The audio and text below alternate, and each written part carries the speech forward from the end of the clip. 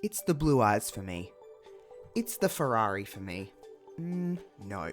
It's the Super Kicks t-shirt for me. Yes, guys, I'm back with some more Super Kicks related stuff.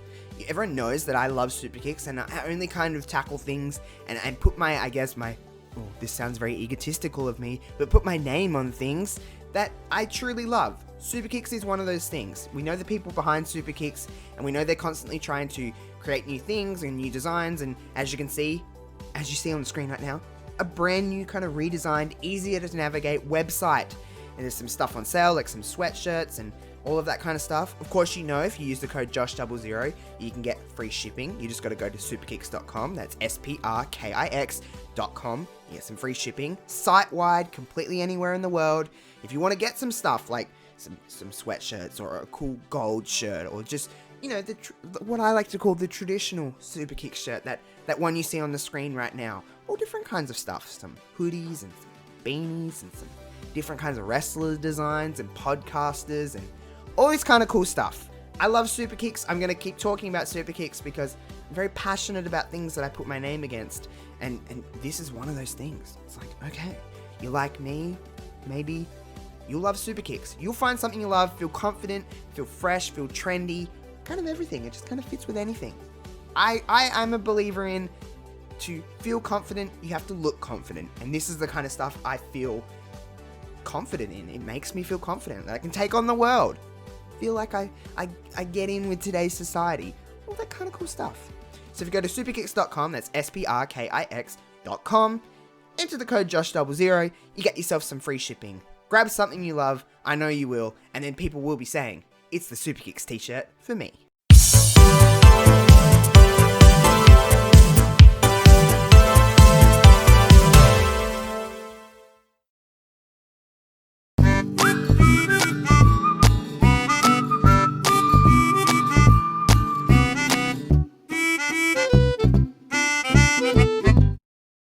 Hey everyone, I hope you are doing well, staying safe in this weird time that we're in the world. Of course, we've been saying that for months. It's like the boy who cried wolf at this stage, but hope everyone is doing well. Welcome to yet another episode of Are We Recording Yet?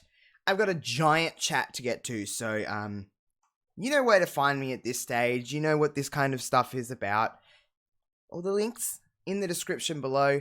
Leave a like and all that kind of stuff if you're on YouTube, and all the good stuff that you know. So today on Are We Recording Yet, I have probably the biggest inspiration for this show with the amount of chats that I've had off record with the one and only FOWL Original. FOWL is just a wonderful man. It is a lengthy conversation, as you can imagine, with us two who just like to talk. So it's just a great convo. So I want you to enjoy this episode of Are We Recording Yet with the one and only Mr. FOWL Original.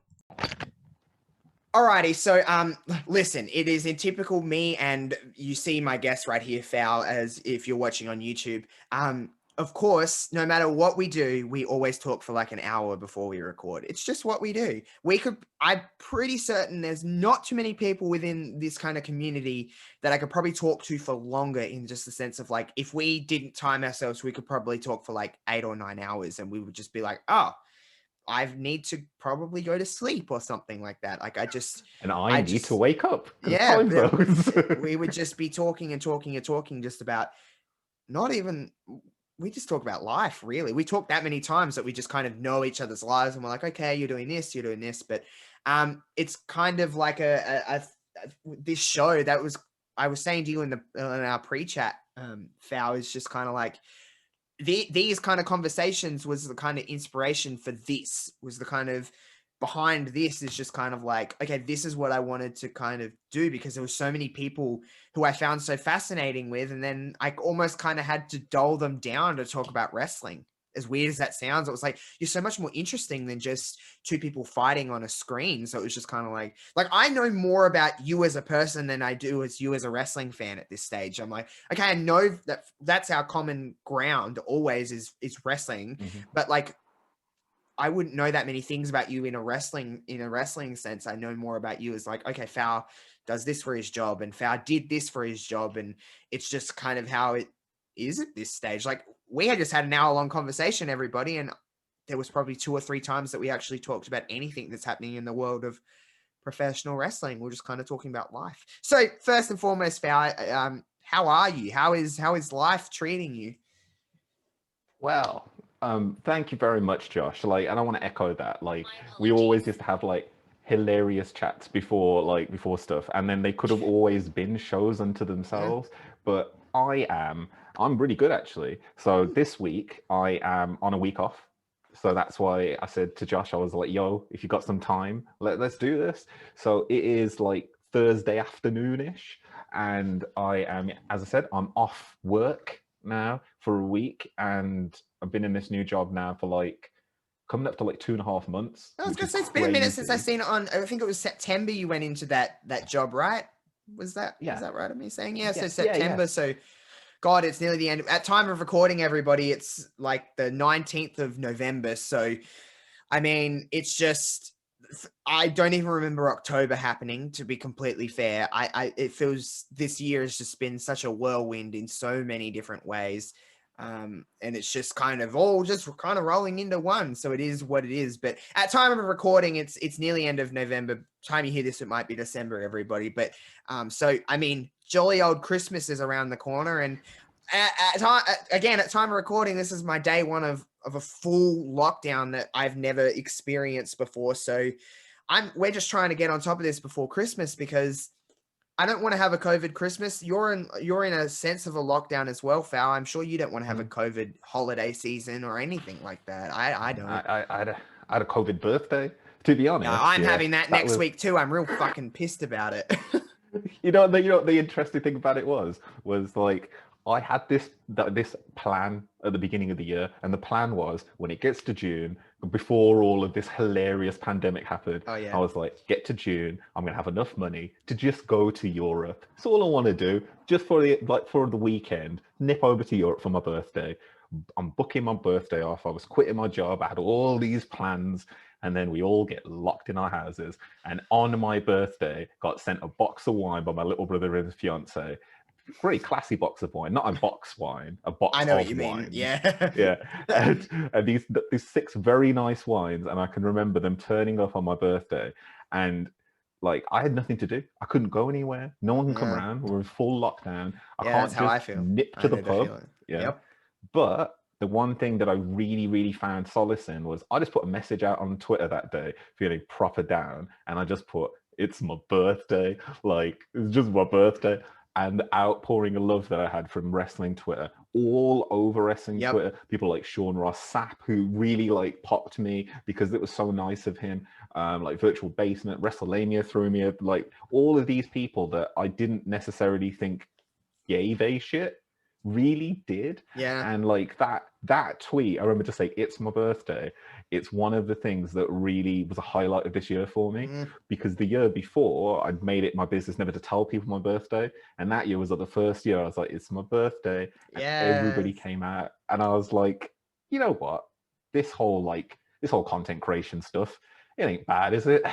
Ain't too Yeah, I bad. love when that stuff kind of happens and you see the outpour and it's just like, oh, even if it's not for yourself, it's just like for other people, like, okay, we all have our kind of little place. But yeah, I mean, you'll hear this after, but I'm going to have my birthday party on Twitch.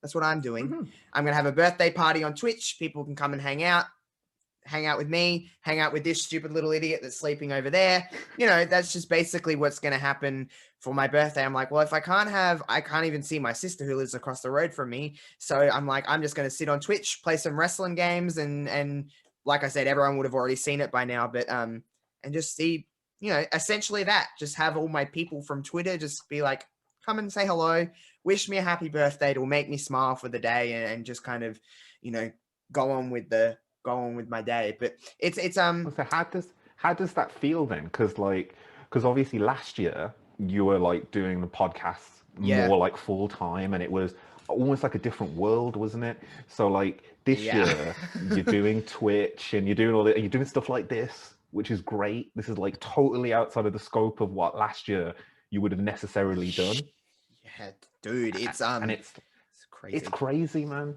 It But like, so really how does it is. feel for birthday wise? Because like last year it would have been a bit like, I can't wait to be another year older. And this year it's like, oh my God, I'm getting older. Yeah, like, so basically, before I had a big thing planned with friends before we got told we're going into lockdown, I went and ordered my cake, right? My mum's like, I'll pay for your cake, you just go and order it and kind of do with it. So here I am going to order my cake, and I live in a small town, so everybody kind of knows everybody. I've lived here since I was like 7, so people have kind of watched me. A lot of people have worked in the same jobs they've worked in for the whole time, so everyone knows everybody. And she was like, oh, birthday time again. She knew it was in November, and I was like, yep, yep, yep. She's like, what are we writing on the cake? I said, happy 25th, Josh. And she's like, oh, 25, you're getting older. And I'm like, last year you told me, oh, 24, spring chicken. Now it's 25, and it's like, I'm realizing that once I turn 25, I'm now closer to 30 than I am to 20. And like, I'm just like, my brother, who's 7 years older than me, is just like, just wait. Hangovers are a thing now. Back pain will be a thing. It's just, it's very reassuring of like, oh, I can't wait. It's just, but to talk about Twitch and stuff like that, like a year ago, I wasn't really making that much content that wasn't wrestling. And a year later, I've taken a massive step back with wrestling, which is something I never thought I'd do. Not only that, I'm essentially, I mean, I'm playing games on Twitch, but it's not like I'm talking about wrestling on a constant basis. Like, most of my tweets aren't really about wrestling anymore. I'm not really talking about. I think I think I was always a bit worried, FOWL, of like, okay, I think people are only here to listen to me talk about wrestling. I didn't really think I had much of an avenue in other. I was doing little things here and there, but I didn't really think I had much of an avenue or like much business to talk about anything that wasn't wrestling. I just didn't think people really cared. But what I'm realizing now in this 2.5 years that I've been doing this is that I think people I never had the best show. I never have the best Twitch stream, but I think I have I'm very much openly a very big personality, and that's not putting anything on. I just am that as a person. And I think that's what I've realized in the last probably year is that, okay, my personality can kind of ride me on. And I think the content is almost not irrelevant, but like, it's like I make the content instead of the content making me. And I'm not saying that I'm the best. I'm just saying that it's very much like the content I do, is mine because it's very me. I put a lot of me into it instead of relying on like, the match that happened on Raw this past week. It's like, all right, whatever. I can just talk about like this. We might talk about wrestling. It's just a natural conversation. It might just come into play, but like, it's just like, it's whatever. I think you're one of the big people that do that, FOWL. You're very much like, you're a personality person. That's like, your content is like, okay, this is very FOWL. Even the aesthetic appeal of your stuff, it's like, okay, FOWL did this. I know FOWL did this. The way you kind of do things is that you're very much probably, in the words of like wrestling Twitter, if we were, I don't know if I guess we're technically still in wrestling Twitter, but it's you're very much that person that's probably, like I said, you've kind of inspired a lot of this show, conversations that we've had. A lot of the content I've looked at your stuff and been like, okay, he's kind of taken this avenue where he's still talking about wrestling. He's obviously still a wrestling fan, but he can talk about other things and not be so worried about people being like, stay in your lane, do this. I'm just like, I'm just going to do what I want. If you want to kind of sign up for the ride, be my guest, but there's always going to be another avenue of another fandom that you're going to find. Like, we've talked about many things, FOWL, over that, which we'll probably talk about many things like The Office and Parks and Rec in this chat, because we both like love we those did. things. There's a whole lost Oh yeah, episode.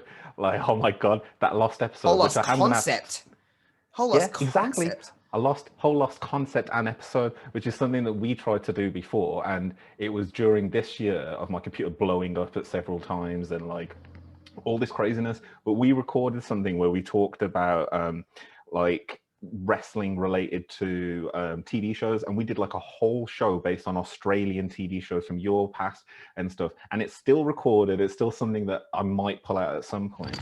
But I can remember was of the people, and it's something that, so a lot of people watching this on YouTube probably are aware of Tom Campbell.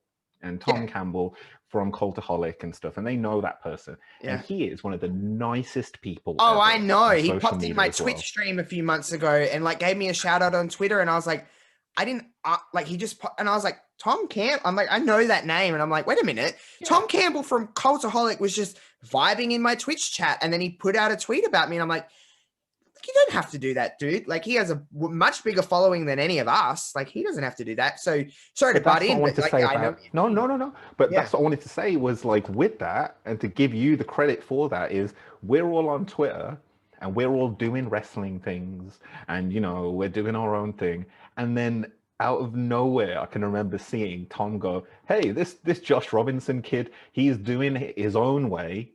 He's like, I think the exact quote was, he's marching to the beat of his own drum." And I can remember that, being like ingrained in my brain. And I was like, that's Josh. And it was like, beat of his own drum. And he doesn't care about what other people, and he's just doing his own thing. And that's why, you know, you talk about personalities, that's why I could see you doing other stuff, because wrestling was just the topic. You were the show, and you still are. So the topic of the show is irrelevant, isn't it? Stop. You gotta put you a little bit. But like that's the thing, isn't it? Is like people come for you, and then if you want to talk about wrestling, that's great. But you can see that people who, and you weren't even doing wrestling content then. So in reality, there was like, you were playing wrestling games, but it wasn't like wrestling content. The game on Twitch to me is like the backdrop. It's almost like background. Like, yes, I'm playing this, I'm kind of vibing with it, but like, I'm just kind of, you know, reacting to things that are going on. The beauty of live stuff is that, like, you know what I mean? Like, I'm not going to not check a tweet while I'm on Twitch. It's like, that just seems silly to me. Like, it's right there. And like, I'm just kind of reacting to the world that's going on around me. Like, I hear noises. Oh my God, I'm going to react. So it's just almost like a background in a sense. And that is the best way to do it. And like, you know, when you said before about how like, I'm not afraid to do other stuff, that's because I was happy to do other stuff when wrestling wasn't really running off. I was like, you know what, I'm going to start doing this stuff on Periscope. You know, I'm going to do this news show. I'm going to do this. All of those things I can then bring into the wrestling show. So I'm like, I know how to do this now. It might be fun on the show. Like, I just brought a new green screen. Good English there, FOWL. Yeah, it's a, you know, it's a Chinese knockoff. Like, what could I do? And I couldn't afford the brand, but like, I bought a new green screen, and this new green screen, it's great, but it's in several pieces, and I have to put it together and everything. But that's because up until now, I've made my own green screen. So I'm like, all right, this green screen's not working that well. Its value is about 100, 200 pounds if I bought it. Now I'm going to do like the old, I'm like going back in time. I've got like a cloth and I'm trying to tighten it and everything. And I'm like, do people have to do this? When did people have to do, there's savages out there that had to do this? And I have no respect for them or their green screens. I was lucky. It's just, when it comes to that, it's always like, technology has always been a part of my life. Yep. So learning how to do something with a machine that shouldn't be able to do it, and like pushing my machine to the point where I'm like, well, it's going to die soon, but you know what? It led a great life. It led a great life. And I really love the fact that there are people out there now, like I see them trying to do shows that aren't necessarily wrestling based, because they found their confidence there. They found their confidence there. They know what they're doing, and they're like, you know what? I'm gonna go do it. Like people like Omega Luke, Oh my God, I could talk about Luke for so long, because I just watch him we're essentially watching him from a distance at this point, because he's just exploded, and he's just gone, like, every fabric that he started with, he's just kind of gone, I won't do that anymore. I do this football stuff. I'm gonna learn how to wrestle, whatever challenge he's tackling on today. I'll make sure I tag Luke in this when we release this. So I'm like, hey, take a listen to this. But he has always stayed Luke. Have you noticed that? He's still the Luke I talked to 2 years ago, you know, talking about wrestling. He's just now kind of just like, I've popped into his Twitch streams now. He's always got people in there. And I'm like, it's cool to see that. You're not someone, you don't talk about wrestling in a sense in any of your content. Obviously he's, you know, he's a wrestler at this. I guess we know a wrestler. We know a professional wrestler. It's crazy, isn't it? I seen him doing his little stuff, and I was like, look at you guys, look.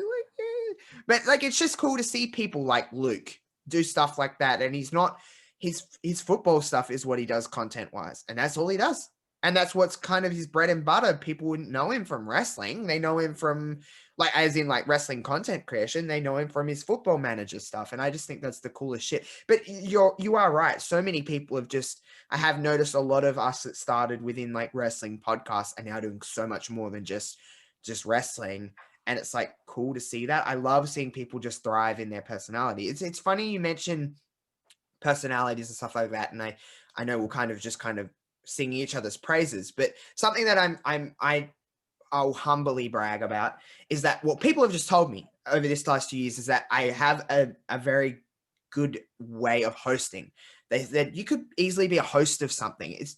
I know I joke about this person a lot about how much I love this person, but Renee Young, for anyone that doesn't know who that is an incredible host. And it's someone I actually look up to in the sense of like, to me, she is someone that is the perfect balance of personality and still host. She can dictate where a conversation needs to go, but she still throws in Renee. You know, when Renee's hosting a show, she kind of has this style. I look at someone like Renee. Renee is perfect to me because she's not a robot. She's not someone that woman could host anything. The context almost wouldn't matter because she's just that good at her job. And again, I know I joke about her a lot about how much I love her. She's one of the women I was in this world that I'd still marry despite being attracted to men. I love that woman with also time of recording. I mean, at time of recording, congratulations to her and John on announcing she's having a baby. Did you see that? Holy crap! I didn't announced even it on know Dynamite. Oh, he announced it in mid promo. What the? I haven't even watched it. Oh, bloody hell! Well, you know Spoiler alert, foul. That's like spoiler alert for 12 hours ago. That's my own fault for not keeping up with the wrestling. It's your fault. Like, it's my fault. But you know what's really cool about it is, like, I remember when this concept for the show first went out, and I was like, oh my god, like this is so Josh. This is so something that he would do, and it makes sense. And then like a week later, like, not that I'm saying that you influenced her decision whatsoever, but let's say that you did, is that a show comes out by Renee Paquette called Oral Sessions, which number one, I was like, she stole your gimmick, she stole your whole concept. I was like, Renee, I mean, if you need a guess. Renee, I know, exactly. I mean, if you needed a concept, you could have just gone straight to Josh. Like, but I would have gave it to her. I'd be like, it's yours. It's like, this is yours. But what's great about it is that, like, that just shows that even though she never announced it or anything, is that you guys are on the same kind of like mindset and the same kind of thought process. I'm not afraid to admit when I think some, especially men, I'm not saying all men, but I think men are a bit kind of, they get a little bit off-sided with, they're like, a role model of yours can't be a woman. Renee Young is a role model of mine in the way that she tackles things. Like all those things I said before, Renee Young is someone I would love to be, in a sense of like, what a gig that she's had for the last 8 years. I know she's recently left WWE, but what a gig in the side of, like, she's talking about wrestling, which is something I've always loved and still do. She is an incredible host who's obviously put a lot of hard work into being a good host. And I am the type of person that I believe I'm not saying it would come easy to me, but I believe with hard work, I could host a cooking show at this point. I just have that kind of ability within me to go, okay, tell me what you need from me and I'll dictate where this kind of needs to go. Tell me your end goal and I'll get you there. I look at someone like Renee and it is just someone to me that I'm just very much like, okay, that would be, if people ask me now, I believe you may have asked me this maybe a couple of years ago when we first spoke, like, what do you want to do in your life? And I'd go, I don't know. My goal now, I have a goal. I would love to be where Renee's at. I would love to have that journey. I'm not saying go to WWE, but I'd love to have that kind of hosting journey where it's like, okay, do you need me to host a sports show? I'll do it. Do you need me to host a show about the Kardashians? I'll do it. Just give me some kind of something to dig my teeth into, because I just feel like I know it sounds silly and I know it wouldn't be the easiest thing to do, but like, I'm passionate about that kind of stuff. This essentially is hosting. I'm hosting this conversation, if you will. I'm dictating. You are making your own opportunities, and it's something that, and this is why, like, it's so interesting to speak to you about stuff like this, because there's a little bit of an age gap, maybe 6 months or so. Yeah, you're a little bit older than me. Yeah. You're a little bit older than me. But like what's awesome is that speaking to you about that is like when I was younger, and even now, like you'll see certain things that will be like, hey, like what culture, for example. Now, I'm not going to go to what culture, but let's just use them as an example. Yeah, That's going to be the I mean, headline from this podcast. FOWL's gone to what culture? well, to be honest, they need a bit of color in their ranks now. Like, but without saying that is, but like they're looking for people at the moment, and like the first thing that it says in there, and this is such an interesting like change, is like need some like work of you doing stuff already. We want like they're looking for like hosts and like video voiceovers and stuff like that. Yeah. Now they people now they're not necessarily looking for someone that's like a massive wrestling fan, because you can learn that later, but like they want those people. But the first thing they ask for is, do you have links to your old work? Now let's just roll back like 10 years and let's have that same conversation. Yeah, a big company are coming to you and saying, hey, we want you to do this, and you're like starting out, but you've never had any professional, you've got no like reel, have you? You've got no show reel. You've got no real skills. You're essentially saying to them, take me on the basis that I can learn all of this really quickly. I've got nothing to show you for it though. I've got no proof or any kind of concept. You might even not think I can speak English, but you know what? I'm sending this through to you. Now, like someone like yourself or someone like myself as well can say, okay, let's just go through the Rolodex of shit that I've done. And I'll just pick some one of those things and give it out to you. So I can do that, and I can do that, and I can do that. Here's example A of me doing that. Here's example B of me doing that. It's literally recorded. It's on the internet. But 10 years ago, when I was looking to do similar things, 10 years, maybe 15 years ago, there was none of that. I could say, go check out my MySpace for the cool like GIF that I've put on there, or go check out my MySpace for like the placebo covers that I put on the back of there. There's nothing I could say about anything else. There's a whole like industry now. Yep. And like someone like yourself saying that sentence isn't so outside of the realm of possibility anymore. To say, hey, I would like to do this, and I'm doing this now to show that I can. Yep. Like there's not that much of a difference when you think about it between I don't think location matters anymore, because it doesn't matter that I'm in, the bottom of the earth essentially, because literally anybody in the world can see what I'm posting. Anybody in the world can see it's on YouTube. Like it's on, it's a free site that people can just click on and find the video if they really want to. So it's to me, yes, it's not, I'm not saying it's like easy and like, oh my God, I'll go to this person, I'll get the, like, I'll be there. That's not what I'm saying. But I'm just saying, I think the tools are all available to us now. And I don't think people are actually understanding that, like, okay, it's not saying it's going to be easy, but all the tools are there. Try. I'm going to be, to me, there's nothing to lose in doing stuff like this. It's everything to gain, nothing to lose. If anything, I stay in the same spot I was before. So like, I'm like, why I'm passionately loving this. Content is hard, and I don't think people realize that it actually takes a lot out of you. It takes a lot of time. But it's funny, when you're passionate about something, it almost is irrelevant. It's almost like, oh, I just spent 4 hours doing that, and it doesn't feel like that. To me, I just put on something on one screen. I'm just kind of making graphics, typing away, editing. I put a lot of work into stuff like, again, people, I'm not trying to toot my own horn or sound cocky, but like, I know it comes across as that way sometimes. I'm not trying to, but like my 5 reasons why videos, I'm trying to do something else. And then my Twitch streams are completely different. All my content I do, my main elements of content are all different from one another. And I think it's very important, if anything, with content creators, if you're listening to this, I think it's very important to show that you have multiple skills, because you never know who's watching. You never know who's watching. Well, for me, I didn't know Tom Campbell was in my stream, and like, who knows? You know what I mean? So, but you're saying Tom Campbell and you don't know who's watching. And let's talk about like a very, very recent thing when it comes to wrestling, and like Sasha Banks. And like, I didn't know the story, but this is exactly what you're talking about. Is Sasha Banks was a professional wrestler in quite a large company for a very, very long time. Yeah, for years and years and years, with massive media campaigns. Yeah. And she's a big Star Wars fan. And what happens is she goes onto a show outside of the WWE bubble in under her own name, a show where people just eat hot chicken wings. Like that's the show. Hot It's Hot Ones. Ones. What a People show, just by the eat it. way. What a What a show show. though. Yeah, Love it. exactly. What a show. And people just sit there, have a chat, and eat really hot stuff, and then start swearing. And they're under like Sweating, and they're taking off their yeah. taking off their jackets, and she's still, I guess, on, but it's not like she's putting someone in the bank statement. She's just kind of just chilling, eating chicken wings. But think about it, like she's not selling anything because that's all shoot, using the wrestling terminology. Yeah. And she's sitting there dying.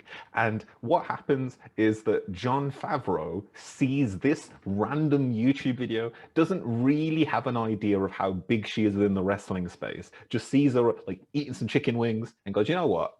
I'm gonna call her up. Calls her up and says, would you like a part in The Mandalorian? Why? Because I saw you eating chicken wings and I thought it was fantastic. And then you must think at some point there would have been like a conversation. So I'm a professional wrestler as well. Oh, I didn't know that. And you know what's even better to me, FOWL, is that I don't know how some people will take this, but Sasha Banks is no longer the star. Mercedes Venato is now the star. And in this, I don't think this is going to be a lot of people going out and saying, I don't know if you watched The Mandalorian or not. I do, but yeah, I did. Yeah, I thought she was for a first role in a show. I thought she did her facials in that were so good in that show. And I thought she did a really good job. People she had like 6 lines. I'm like, A, that's 6 more lines than you. She's cashing that check. And B, for a first role in anything, especially something backed by the biggest company and one of the biggest companies in the world being Disney and Star Wars, which is one of the biggest franchises ever, to be on a platform like that and have the screen time that she did, that would be a lot of actors would dream of that. They have to go years and years and years busting their asses extras as this just to get a role like that. I don't think this is the last time we'll see. I'll say Mercedes in this. I'm not trying to be like inside the business, but it's not Sasha in that show. It's Mercedes. No, it's not. It's her. It's not Sasha Banks in that show. And I think there's going to be more for her because someone else will see, another executive producer will see that role and be like, I want her in my show. Or she's going to start going to auditions and she's going to start going to different things because she's like, this was cool. Listen, I don't know if people realize this, but wrestling can only last so long. Everyone has a shelf life in wrestling, no matter who you are. No matter who you are. It might mean you have a 20, 30-year career, but at some point, you cannot bump every single week. It's just not healthy for you. You can act until you're 90 years old, essentially. Yeah. And it's like no one's going to have the same. And we're also in a time now where being a major wrestling star isn't that big of a deal. Like in the larger scope of things, like if you are okay, let's take it as Moxley. Moxley is the champion of a massive wrestling organization. Yep. When it comes down to it, when it really comes down to it, when he walks through the airport, no one really would necessarily know who he is because the large scale of wrestling fans don't exist like that anymore. But something like The Mandalorian, Sasha Banks gonna be walking through and be like, yo, you from The Mandalorian? They're not gonna be like, hey, I saw you on like SmackDown the other week beating Bailey. Yeah, that was amazing. It's you were from The Mandalorian because that cultural touchstone is bigger Dwayne than Johnson anything else. is the perfect example of that. Yes, people are aware that he was a wrestler, and to us, he'll always be The Rock. But to people, he was the dude in, I don't know, The Tooth Fairy. That's a terrible, terrible example. But you know what I mean? Like, it's the dude that's arguably FOWL. I think Dwayne Johnson is the biggest movie star in the world right now. Think about this, yeah, like just as a general story, you've got someone that was on the first episode of the XFL, yeah, as a talent, as just a guy just there, to now, several years later, being the owner of the same thing that he literally bought it. He literally bought it. He was on it one time, like, this is quite fun. You know what? It's quite cheap. I have the money to buy this. I will just buy it. And there's no wrestlers out there now that I think, like, now that's the kind of a mentality which is build your future now. Yeah. So that's why you saw all these wrestlers going like, hey, I'm just going to hang out on Twitch for a bit. I'm going to see how this works out. Look at Adam Cole. Like, I was looking at people that I felt had really got it jumped straight in to it. Adam Cole starts buying things to build a whole like home setup. Yeah. And the irony now is his girlfriend could play on that setup, but he can't. He still does, by the way. It's great. He still streams Yeah. all the time. I'm like, good for you. Well, by the time we're recording, who fucking knows what will be going on with that? But Exactly, essentially, it'll be you're right. WWE's Twitch platform. Do you know the only way that I'll like this is if Vince McMahon himself is actually streaming on Twitch and trying to figure out how to operate it. Be like, what the fuck is a follow? Like, what the fuck? That's what it'd be like on there.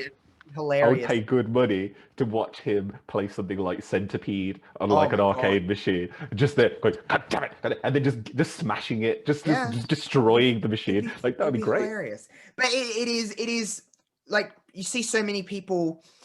It's just weird to yes, okay. Batista will always be a wrestler to us, but a lot of people like he's the dude from Guardians of the Galaxy, and it's like that's in my brain. I'm like, what the fuck? But then I'm like, wait a minute, that's those two movies. There's been two of them, three of them, two of them. I don't know, two or three, two of them, and it's like those two movies are bigger than what anything he was on in the 11 years that he wrestled for.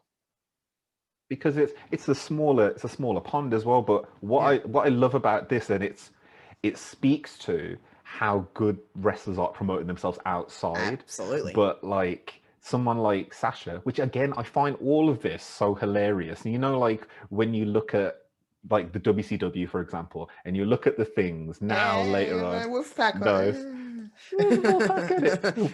When you look at WCW and you look at the things that they did wrong. Yeah. And you're like, there's these little points, aren't they, in history? You can see it. Like, why did they do that? And you can see the WWE doing it. And it's like, so Vince told no one they could be on third parties. And then one of his stars that was already a little bit on the fence about sticking around then gets a massive role outside of the WWE. And people are like, wait a second. So she didn't actually need the platform of wrestling. She did this on her own, but we're not allowed to do this anymore. Now, last time that this happened was with what's the name? Matt Cordana. So Zack Ryder. Zack Ryder went out, made himself a big name, and then the WWE went, nope, next. And they did the same thing to Austin Creed. They were like, up, up, down, down. But you're not big enough. Thanks. And then they're trying to do the same thing with Sasha, but she went, no, I'm going to be Mercedes. So they're like, and like there was this really it's funny how that worked, isn't it? Because you know what's really weird. So I've listened to different podcasts of like different shows of wrestlers that have podcasts and stuff like that. And Brody Lee, Luke Harper, whatever you want to call him. Side note, I hate when people get mad at someone for calling him Luke Harper. I'm like, it's just what I'm used to calling him, whatever. But Brody Lee, Luke Harper, whatever you want to call him, he was saying, out of everybody in the whole company of WWE, the person you don't want to piss off the most is Woods, is Austin Creed, because he owns, I think, 80% of Up, Up, Down, Down. WWE own a portion of Up, Up, Down, Down, and he actually owns a lot of. I think the agreement was, I don't know if it's actually 80-20, it might be 70. There was something, he owns majority of it though. He actually owns more of Up, Up, Down, Down than WWE does. With the exception of like things like, okay, so if you're going to use backstage to record things, that was when they come to the agreement of like, you own some of it. I think they own the merch side of things, but he owns the name, he owns everything like that. And I think the agreement was like, you can use our talent on here to promote WWE, basically. Okay. I'm probably paraphrasing. I'm probably getting a lot of things wrong, but I do know that Creed owns majority of Up, Up, Down, Down. Anyway, so Harper had gone on there and said, basically, you don't want to piss off him because if he crumbles, a large portion of your audience that's watching just Up, Up, Down, Down and not actually WWE, you will lose. And he will take that and he will make it somewhere else bigger and better than you ever expect. And he has all these insights with people in the business that he can get to come on and be like, come play games with me. It's not really hard to convince someone to come and hang out and play PlayStation with for an hour and just shoot the shit. It's really not hard. I wouldn't imagine it would be too hard for him to convince people to do that. And people backed up Brody and said, yeah, don't piss off Woods. It's the last person you want to piss off and like cut your ties with. It's why I found it really interesting you saying that was we're talking about like watching wrestling off and on and stuff. And like when the New Day broke up, I remember the first thing that happened. So this is all going on. Like, Twitch is going to get taken away, and everyone's like, "What's going to happen to Austin? What's going to happen to Woods? What's gonna do?" And then everyone's like, "He hasn't said anything yet. He's still doing it." And then he turns up on the show, and they're like, "Oh, is he going to get spanked?" No, they put him back on TV and immediately give him the tag team belts, and immediately Keeping him keep happy. him sweet. Keep him as happy as possible. Like, it's cool. We're gonna break up your team, but you're still gonna hang out with Kofi, and we're gonna give you championship gold, and we're not really gonna mess around with your show And too you're much. still in a prominent role over on Raw. Like I haven't watched every Raw since the draft, but from my understanding, they've been on every show since the draft. They've been in, I think, hour segment breakdowns, which is what you want to be in when you're a talent on, especially on Raw, because there's multiple segment breakdowns. You either want to be at the start, the middle, or the end when people are changing the channels. So it's keep him happy, in my opinion. And again, that's just off Brody's opinion and a few other people, but you choose what you want to believe, I guess. And it just sounds pretty, the pieces kind of line up there. And it just wouldn't, to me, how I see the Twitch thing going, and again, by the time this comes out, it might already be a thing. I think up, down, down Twitch will be a thing. And WWE's version of like coming together with talent is that, okay, you can stream as long as it's with Woods. Yeah. I think you're right, and like it was a WWE, and this is why it's going to be interesting to see kind of how it happens and how it works, and potentially if other entertainment properties start doing this, because there's one thing that Vince does, which is if he sees money, he runs for it. He might not know how to execute it correctly, but he at least opens the door. And So a there's lot of someone people go, around him that "Ooh, does. There's someone around him that does know how yeah." to execute that. And they're like, hey, Vance, hey, Vance, hey, Vance. And then he's just like, I don't care. Just make it happen in any way that you need to do it. And, And that's how you get tout. That's yeah, how you get tout, but that's also how you get this. And I think that you're right. It will probably be up, down, down. Will be like the WWE's like gaming arm, yeah, basically. essentially. And I think they know Woods or Creed, whatever you want to call him, that they know that he will do what's right by the company, in the sense of like, he's not going to curse, he's not going to do anything wrong, he's not going to openly like be like, I think they know that he's a good host, and they can kind of leave it with him to run the logistics side of things that they're not really too sure of, and they just got to kind of supervise, monitor, whatever you want to say. I think that's just a complete guess off my own accord, but that's just to me to keep the kind of masses pleased, and still put their WWE branding on, which WWE like to do. They like to put the stamp that says this is WWE. Let's just chuck our logo in here as many times as we kind of can.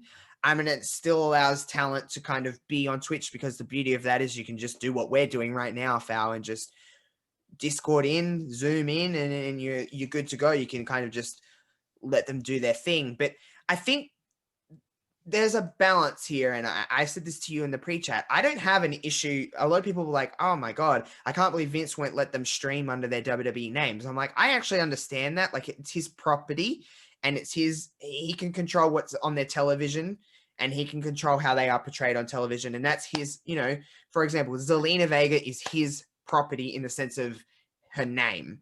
So she shouldn't, I don't think, if he says you can't stream as Zelina Vega, I think that should be okay.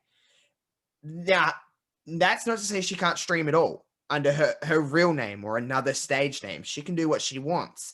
I don't think there should be a step in there. But that Zelina Vega thing happened, and it is what it is, and probably more news will be out about it by the time this airs.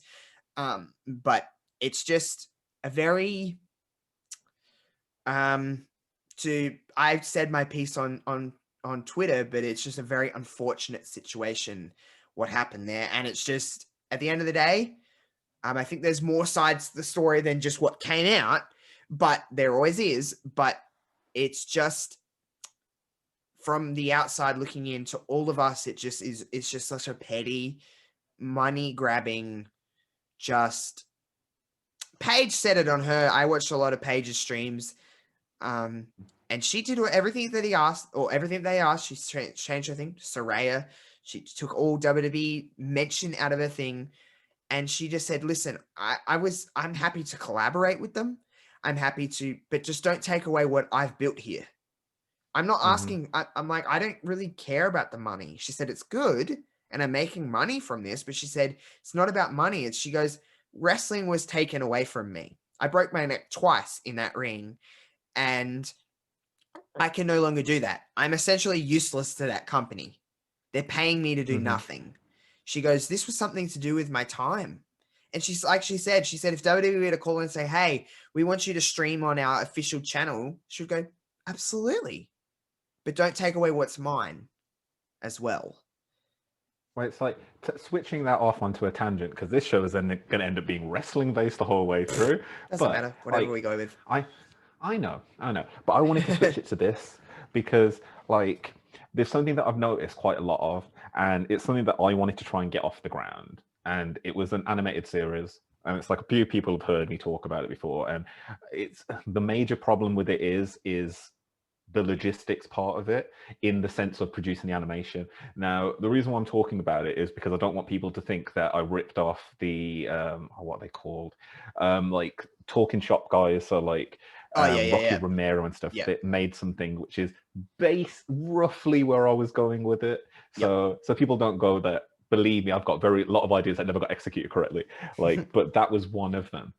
Now, what I found really cool about it is that in this time of the pandemic and everything, there's not a lot of like live stuff that could be produced Yeah. just because of again like how you're getting two people together, you socially distance them. Mhm. I remember over here on Loose Women, which is basically the View, Oh, I've is seen stuff about it on people's Twitter. I'm like, what the? It's you it's should um watch it today. it's Today's wild. International Men's Day, and Oh, they've got a special version called Loose Men. So they've got a oh, bunch of dudes, including Matthew McConaughey, to like oh. balance it out. So it should be Okay, interesting. I'm good, gonna good watch for it after him. this because it's airing right now. Like there you go, Matthew McConaughey on the in the WWE Thunderdome, and then next Loose Women or Loose Loose Men. women. Yeah. But yeah, like those kind of shows are easy because those shows are Mhm. you're all zoomed in and stuff, Yep. and but when it comes to live stuff, the WWE's continued, but animation is probably where we're going to go next. And a lot of people have spoken about how maybe next year you're going to see a whole raft of animated shows Mhm. because unlike having to book the studio, book the people, get them there, feed them, and all that, you just go, here's a script. Read this script. All of our people are working from home because they essentially were in the office anyway. Um, like, what do you think about that as like a cultural shift? Because I think that when we get to 2000, when we get to 2021, we're going to see the big like Dancing with the Stars and all that Yep. kind of stuff. Yep. But we're probably going to see a lot more animated shows, and Yep. in a way, linking it back to wrestling, I think that's where we're going to see a lot of people. We saw Lance Storm the other day as part of Corner Gas, so it's like a Canadian TV show, comedic Yep. show, and an animated version of it has Lance Storm playing himself. Yeah. So I can see that being the new thing if wrestlers aren't allowed to show their face anymore. Because Xavier Woods did it once, and I thought it was such genius. He was like, "Well, apparently we can't show our faces anymore, so I've looked into potentially using something called Face Rig so that I can have puppets instead of my own face. Do you think that'll be okay?" And I was like, "God, that's genius." It is. You are right in a sense of like basically we are going to see a lot of that because people have worked from even with video games and stuff like that. A lot of video game editors have all been working at home, and I think we're going to see a lot of that come to fruition next year and being like, we've all been at home just kind of working on this, and now it's time to release it. I think a lot of that. I think for example, I remember when we first found out about the pandemic, in March. I remember Rockstar came out and said, hey, we're working on GTA Online from home. You're still going to see updates, and we've still seen updates all through the year. So it's stuff like that. You are right. And animation will come out. It'll just be next year when we're hopefully at some point in the new year, we'll get back to a somewhat normal kind of routine of life. We'll see a lot of the things that have been happening this year that are just being made and now ready for next year. So you are right in that sense. And I think you are right about, wrestlers maybe taking that route instead of, what they used to be able to do with third parties and stuff like that. But it's interesting.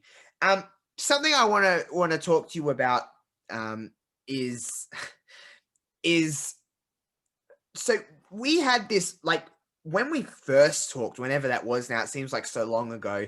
But when we first talked, I remember there was this like rumbling between us two of being like, we should do something about Parks and Rec, because we both love Parks and Rec, and we love like The Office. We love that style of like really witty, clever humor that kind of almost takes you a minute to go, wait a minute, that was funny. And I just didn't even Yeah. realize. Just very cleverly written. It's very much our style of humor. I'm assuming we had never talked about The Office together, but I know we talked about Parks and Rec. But I'm assuming you're a fan of The Office. I can just, if you're a fan of Parks and Rec, Very much you're a so. fan Very of The much so. Office. First and foremost, most important question about, I'm talking about the US Office, of course, but the very important question, and it's like Office fans always have the two different answers, but Michael Scott leaving the show. Oh, spoiler, everybody, for everyone who hasn't watched The Office, that finished in Oh my god. 2009. But Michael Scott leaving the show at the end of season 7, did it? Some people say it ruined the show, and it didn't. It just didn't have any legs to stand on after he was gone. Some people think it was fine. I'm in the team of, I actually really enjoyed the show when he wasn't there. Not saying he was. I still enjoyed the show after he was gone. I a few questionable decisions, but I still feel like the essence of The Office was still there. How do you feel about Michael leaving that show? So I remember watching it as it was airing, and like we had like a little group among us Yep. that used to watch it all the time. So when it aired in the US, we would immediately watch it the next day together if we could. Yep. And I can remember knowing that he was leaving and seeing it. It really broke my heart, because I remember Sad. thinking that, like, yeah, but in a nice way, in a kind of, you know what, like Oh. at least he's got something. Like it was a bittersweet moment. But I remember thinking immediately, oh no, the show's broken. Like the show is going to be broken, because Yeah. how are they going to replace him? Because it was Now, so perfect. That show, to yeah. me, although I love Parks and Rec, everyone knows that that's my favorite and it's very near and dear to me. But The Office was probably the greatest sitcom of all time, in my opinion.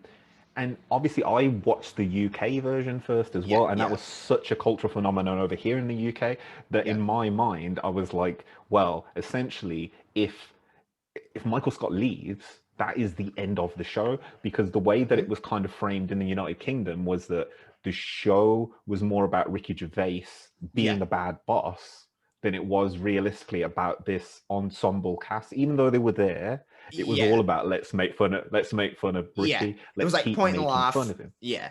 Yeah, and it was like we're all laughing with him. But in the office, you became like the US office. It made you become part of that group. Like you felt You like you felt were like you were another almost a member. bystander. You're like the Yeah, person off of accounting or something. It's just like, I'm just kind of here watching. And like each individual character, as that show expanded along over its 9 seasons, every single one of them had a story. Every single like one of them had, you could go around and if you had a big enough group, everybody could be like, that's my favorite person from The Office. And you couldn't argue because they all have in-depth kind of, there's people within the world we live in, that their favorite character in The Office is Meredith. And it's like, I can't argue that. Meredith yeah. had depth. Meredith had my favorite office character is Phyllis. Phyllis is a piece of shit in a good way, but she is so So mean. She's a bully. She's a bully. Like she's always and like a she bitch, and I love becomes it. she becomes so bad later. Or like I like that, for example. There's these little things in the office where you're talking about like jokes that you get later on with Yep. the whole like Van's refrigeration. It's like I Oh, remember Bob when I Vance. first saw it, I was like, wait a second, why do they keep mentioning it? I was like, oh yeah, of course, because this is a TV show, isn't it? So if you were Mm-hmm. not in the TV show that they're talking about this company, of course you're gonna pop in and go, hi, I'm from such a like that's such a reality TV show thing to do. That's such a He's weird thing, like promoting his trying, business. yeah, within the fictional. And I thought, okay, that's really smart. But the character that I always loved, going back to did Michael leaving like Yeah, wreck yeah, it? yeah. No, because I think that it gave like other characters a chance to really flourish in what we would all like a fantasy booked anyway. It's like, what if Michael went on holiday and he left one of the other guys in charge? And Yeah. like Creed is my favorite one, because Oh, Creed Creed. essentially Creed is becomes, great. yeah, he essentially becomes like the boss and then has to kill himself like just because it's because he's like, okay, well, I can't be this person because there's too many eyes on me and I've tried to Yeah. keep in the background for so long, and I'm like, oh my god, that's genius. It's so good. And It like, allowed new characters to come in. Like season 8, 9 had Nellie, who a lot of people like. She was just in there for the last two, but I liked Nellie. I thought she was added a different kind of flavor to the office, and the fact, when she just walked in, there was no one sitting in the chair because I think Andy was that when he was on the boat or something like that when he yeah, when he yeah, and went he's to growing like the big beard. and she was like, there's no one sitting in that chair. I'm the manager. And I was like, fuck yeah. All right, do it. And she gave everyone a raise. Remember? She gave everyone a raise. And they're like, can she do that? And fucking Robert California was sitting in there like, I don't know. Sure. And it was just like, But I love it. And there's just so many things that like I'm only recently started in like the real like corporate world. yep, So like, and I see these people now all the time. absolutely. Like I see them immediately. Like I used to kind of see them where I was before, and I was like, but it's not the same. And now you see them in like, you're like, You're oh like, my that's the god, these Aaron. people. That's Yeah, the Pam. Like, these yeah. people actually exist, and it's like I've been like I've been trying to figure out who I am, and then I'm like, I'm the audience. Like anytime you go in, like none of us, I can't really relate to any of them to a certain extent, like obviously bits and pieces, Yeah, yeah, yeah, yeah. but it's like I feel like I'm the audience now. So you go into somewhere and like you can kind of tell when there's, I remember doing it when I was younger and I was working in bars. Like I would try to be like the Michael. I try to be the Michael. So like I'd come in and like I'm the boss because I'm in charge of a bar, aren't I? So I'm like in charge of what? I'm like, hey, so we're gonna all do this, and I'm saying things, and as I'm saying them, I realize, oh my god, like I've become the annoying boss trying to get over with everyone, and like I'm coming in going like, hey, don't clean it like that. You should clean it like this, but do clean it. Like you need to clean that bar right now. Like I might be making a joke about this now, but it is disgusting. There's like sticky stuff coming everywhere. Why haven't you cleaned it? It's fine. Don't worry about it. No, you need to, because I'm a fun boss. And then you see this point where you go from the fun boss having a laugh with everyone to Yep. just like, oh god, I know they're all making fun of me now. I know I would. I can vividly remember bringing everyone. Like I had a massive team of like 25 for one game, and I don't know why. It was a big cricket match because we're in cricket arena. I come down and there's 25 people there, Holy and shit. I turn up, yeah, still hungover from the night before because I've been out drinking with people, making a first impression to these people, looking like crap compared to Oh, all yeah. of them, yeah, who are there in their ties all ready to go. And I'm like, so I'm very hungover, 25 people. Let's go on a little, and because I'd have to walk them around, show them like the fire escapes and stuff. And I'd be like, instead of doing this individually, let's all walk with FOWL to the smoking area and we'll start there.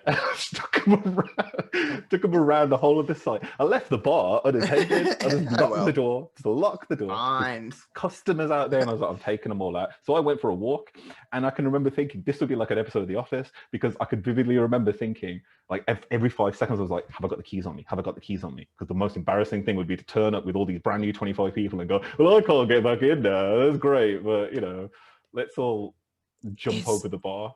it's so weird. The Office is what it finished in 2013, I believe. The Office finished. It started in back in like 2005. When Yeah. you think about that, it's 7 years later, and this show is still relevant. It's still culturally relevant. It's finding new audience with younger people. And like, I didn't watch The Office until the start of this year. It just never.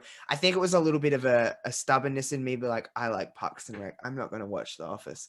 But then watching The Office, I'm not gonna watch the I prequel. I'm not gonna can't watch do that. I can't do that. Like I just can't do it to Parks and Rec. But watching it, I'm like, this is fucking fantastic. Like it's just such a well written show and just well executed. Like there's no characters in that show where I'm just like, you don't fit, you're not up to the par of the rest. Every single person has a spot on that show, which is what I love the most about that. Parks and Rec, obviously, a lot of people like it's very similar to The Office. I obviously understand. I see them as two very different things. They have very similar humor, but they're two different shows with very different characters. Both fantastic shows, both absolutely fantastic shows. Um, but to me, the difference between The Office and Parks and Rec is that The Office could afford Michael Scott leaving. I don't think Parks and Rec could say the same about Leslie Knope. I think if Leslie Knope left that show, I think the essence of what Parks and Rec would be lost. I I, think. I, I think because, like, you know, you said you didn't watch The Office until later because of Parks Mhm. and Rec. Yep. I had like a similar experience because, again, so I was watching these when they were airing, so Yep. I can remember when Parks and Rec first aired, and it was like, "Hey, this is from the people that brought you The Office," and I was like, "But I like The Office. Yep. It feels like cheating." And I watched the first episode, and I think the first episode is the whole, isn't it? Like, it's just a whole, Oh, the and first I season was of that like, show is so rough, but so is the first season of The Office. So it yeah, is what it is. exactly. And so I watched the first few episodes, and I was like, this is too banal. Like, what I love about The Office is that it's finding the humor in very normal, like, Mm-hmm. day-to-day run-of-the-mill stuff. And I was watching Parks and Rec, and I was like, oh God, is this whole series going to be about a fucking hole? Like, is this Mm-hmm. going to be about like someone fell in a hole, and now we're gonna? Because especially that first series, like they bury Andy in it loads of times, and I And was just like, Andy's a oh God, cockhead in that first. He's not a yeah. dum dum. He is just an asshole in the first season. Yeah, he just If people sits in go his back and house watch the and he's first like, season, yeah, he's like, the screw thing, you, everyone. yeah. Yeah, he's just like, I'm gonna sit here, earn my money, fell in the hole again. And I was just like, this is so stupid. And I had to, just like the US Office, which is because very similar with the US Office. I watched Mm-hmm. the first season as it aired, and I was like, this I ain't was the like, British, so yep. When I I was binged like, it, this is I was like, shit. Dylan, my brother Dylan was like, just power through the first season. I'm like, I'm not feeling this. This is not very good. And I was like It's not. reassuring my thoughts of like, I like Parks and Rec, but I really don't think I'm gonna like this. And he's like, just get to like midway through season 2 and you won't be saying that. And I'm like, all right, all right, all right. Same It's with because Parks and Rec. Once you get to like midway through season 2, we're good. and that's what happened. So like season one aired, all my friends are watching it, and they were like, "You gotta love this show. You're going to love it." And I was like, I can't." And then what would end up happening is I'd start to watch it, and I'd get like a few minutes in, and I'd be like, "I'll watch another episode of The Office." So I'm watching another episode of The Office, and then comparatively, they were never good enough. But just like the original Office, and this is kind of like my thought process for it was. It took a bit of time for the US office to get inspired by the UK office. And of course, they also had to produce the way that the Office franchise works is that the first season of episodes have to essentially be produced note for note. Mm-hmm. So the way Ricky Gervais set it up was it doesn't matter where in the world you are, that first episode is gonna have the stapler in jello, it's gonna have Yep. all that shit. You're gonna have to deal with it.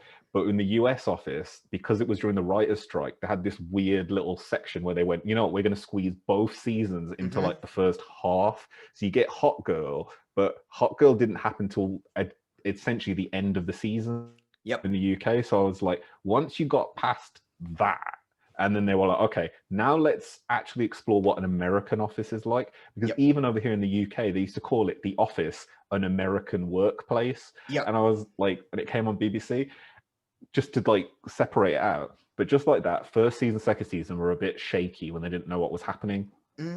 because they were trying to ape the style of the UK office, very Yep. bland, very like. But once they figured out their own style, it was fine. Just like Parks and Rec, because Parks and Rec were copying the Office style, and Yep. that's where everyone said it's the Office. Once they got out of They found this their whole feet and they're bullshit, like, okay, what is Parks and Rec?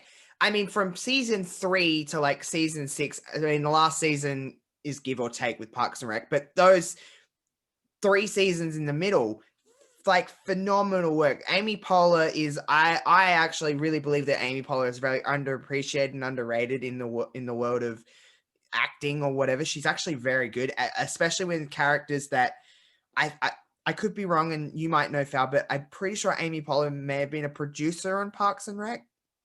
yes, she So I was. think she would have some input into what she does, at least, if not what a lot of these characters do. So I think that helps as well. But once Parks and Rec found its feet, it is a very different show than The Office. It's very different. But to go back to the original thing, I just don't think Parks and Rec had enough around it to be like, if we took Leslie Knope out of this show, I think it would fall on its And I face. think that's the same. Like with that show, Leslie Knope is in my opinion, sorry, she is the audience surrogate.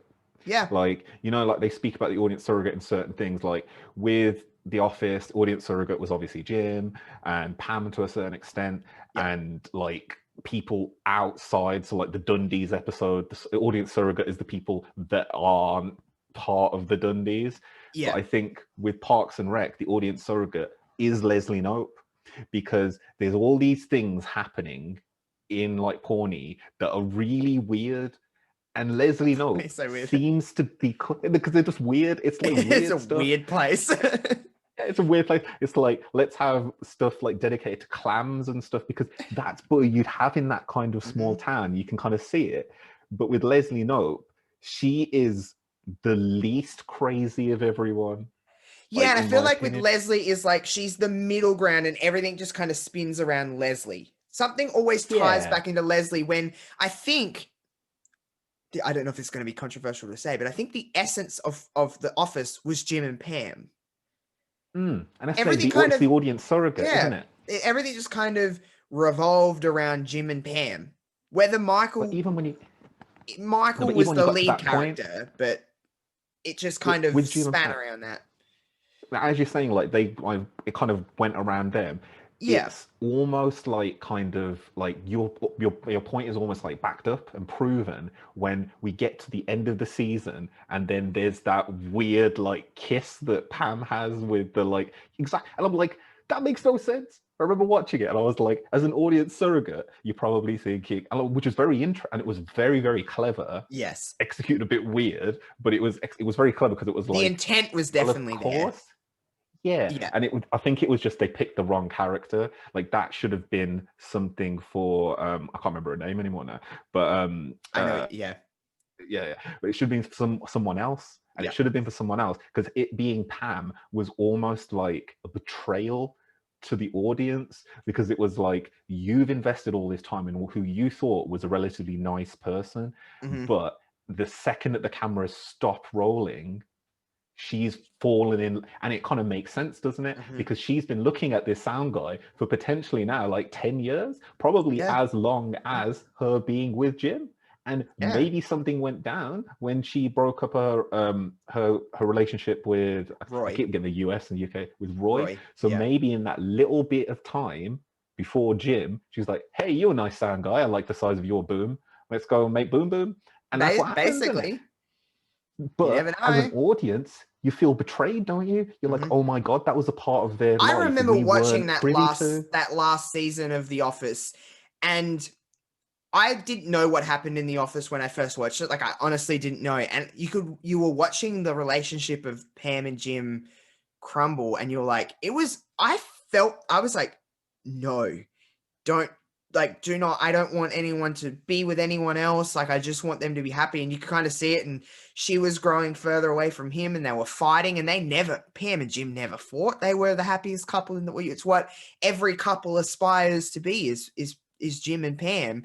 And the way that they set that up in the last season is kudos to the writers on that show for stringing you along and then being like, nah, they all good. We're going to end them on a happy note. Spoiler alert, everybody, again, I guess. But we're going to end them on a happy note. But just taking you along and being like, I don't, because you knew it was the last season. You're like, are they going to not be together for the rest of their lives? Because it's just... And also it was the whole like, do they want to break from what they did in the UK season? Because the whole of the conversation was, well, you know, as Michael's no longer there, what's going to happen? Are they just going to end it? Are they going to blow the place up? Are they going to, is Toby going to kill everyone? You know, like, oh what's God, going to Toby. happen? Poor Kobe. He's so tragic, isn't he? He's just like, oh, bless his heart.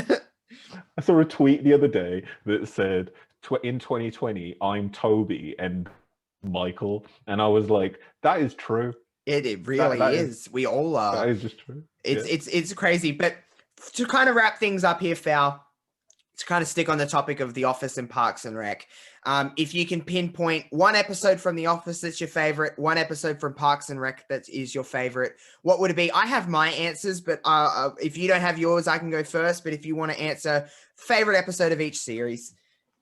Okay, so in The Office, there's loads, but I think for me, it used to be like the cold opens would always kind of set the scene for me. So there's two episodes that I really love. So there's the chair lady episode, which I just think is phenomenal. You know, when Michael sees a chair model. Yes. Okay, yep. I can't remember the name of the episode, but he just goes on like a pursuit for her, and then he realizes at the end that she's no longer alive, and he sings the American Pie to chair lady. Yep. Love that whole episode. That's a good episode. And The other episode that I really love as well is sensitivity training, because Oh yeah, good episode. be- because just the amount of, and that's the thing is because I've seen that before and it used to make me laugh, is I've seen that particular person deal with sensitivity training like that before and go, no, it's cool. So those two episodes, and possibly where they the episode where they go to, Michael and Jan are still together and they go to their house and like there's Oh, and the massive plasma, the and dinner all the stuff party with Hunter, episode. the dinner party, Oh all my the god! stuff And with Hunter. he pulls out that tiny little TV, and it comes out, and then he pushes it back in. I lost my shit at that. And then she throws the thing at it, and when she's listening to the CD, and She's singing to Hunter and she's oh dancing to Hunter. She's yeah, like, I love dancing Hunter. with Jim, and like she thinks Pam is attracted to Michael. Oh, that is dinner party episode is So chef's many kisses. things. I'll jump in with my favorite Office episode Sure. before you say Parks and Rec. But my favorite Office episode is the episode where they try to decide whether Hilary Swank is hot or not. It's like my favorite thing. And Kelly says one of the best things she's ever said. She goes, if you don't think Hilary Swank is hot, then obviously you don't think I'm hot, because I'm obviously not as hot as Hilary Swank. And I'm like, yes, it's such a good episode. I don't know why I love that episode so much, but it's just this picture of Hilary Swank and they're just trying to decide whether she's hot or not. And Kevin's like, the question is if she's hot or not. It's not, would you do her? And I just think it's the funniest thing ever. I love that episode. But for you, what's your favorite Parks and Rec episode?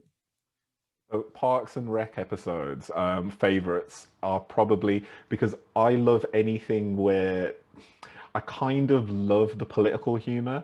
Yes. So I'm like more so than some of the other stuff.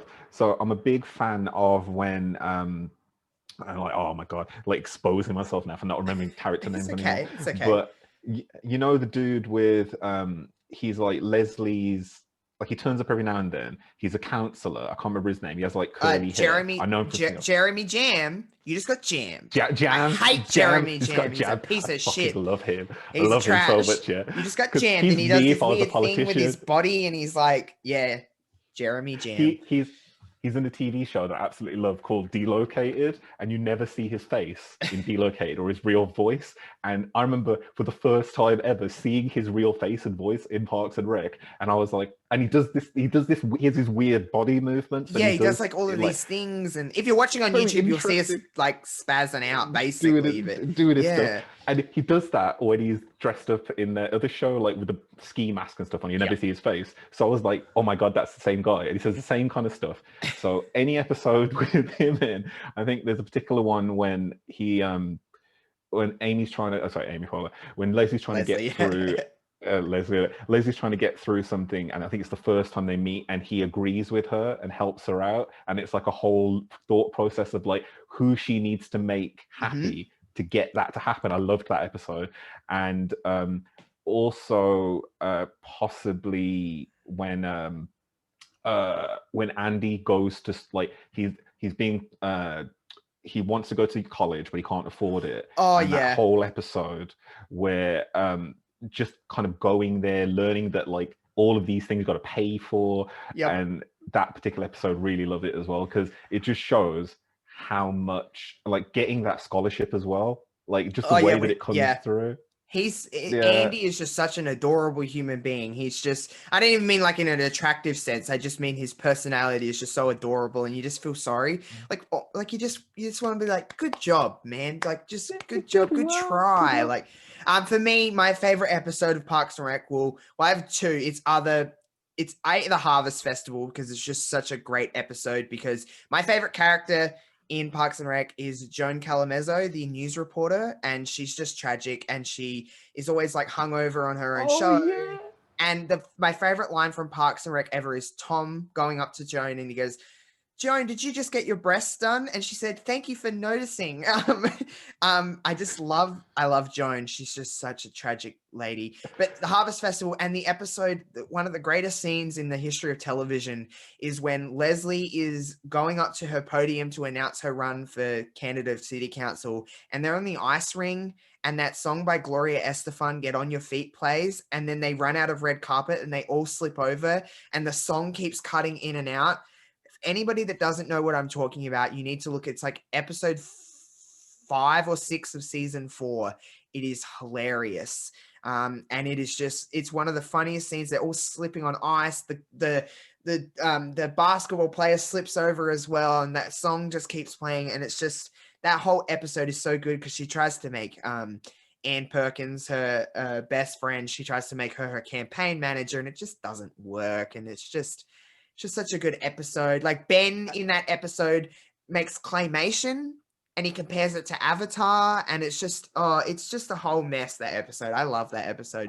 Actually, there's another episode then where Leslie tries to keep that one little park because she wanted a park. Oh yeah, and it's a park, and it's like one square by one square, and then she wants to get rid of it by like having fireworks and stuff happen in this tiny little square. She's like, well, you know, I'm gonna have to. I love that episode as well because I think that ends with is Ben coming over and kind of like David just like, they're trying fine, so and have a little basically bench together. Basically, they isn't that the episode where if they don't, he doesn't want to continue the relationship between those two because it's like the rule that they can't be together when they're working for each when working to each other. So he said, once this project's over, we go our separate ways. And Leslie tries to like prolong the park, and she tries to have like the big scissors to cut the little tiniest of parks. She tries to get like all of the people of Pawnee to be like, you hate this park, you hate everything in this town. And like, it's just, that show is so great to me. I know and she goes on the filibuster.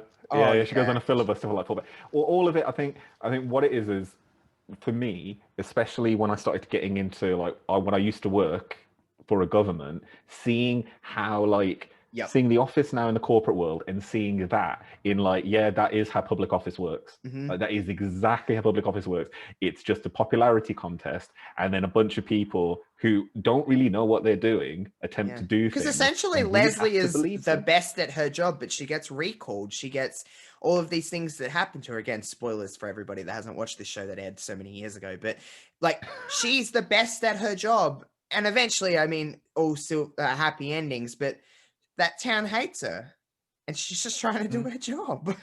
Like Paunch Burger hate her because she tries to put a tax on sugar because they have the big gulp, you know, the big huge drink that they have. Because Pawnee's they're the 4th most obese town in America or something like that. It's like I love the fact that their whole town is run on candy. Like I love, including Leslie. Exactly. Leslie loves waffles. At JJ's Diner. Like the whole show.